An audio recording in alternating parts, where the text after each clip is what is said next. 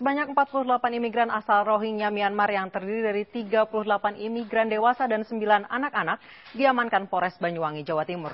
Rencananya 48 imigran akan dikirim ke Pulau Christmas, Australia melalui Panti Grajakan, Banyuwangi.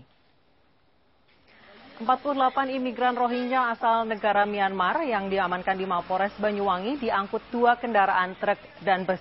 Para imigran ini telah menempuh jalan darat dari Jakarta menuju Surabaya, kemudian dari Surabaya dilanjutkan ke Banyuwangi. Para imigran yang terdiri dari 38 imigran dewasa dan 9 imigran anak-anak ini rencananya akan diseberangkan ke Pulau Christmas, Australia menggunakan kapal dari Pantai Grajakan, Banyuwangi.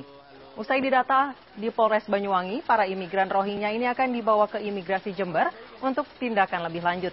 Sementara itu, kasus 4 penyalur 48 imigran asal Myanmar ini ditangkap polisi dan kasusnya akan ditangani Polda Jatim. Menurut keterangan satu imigran, dimintai uang 10 juta rupiah untuk biaya keberangkatan dari Surabaya menuju Pulau Christmas, Australia.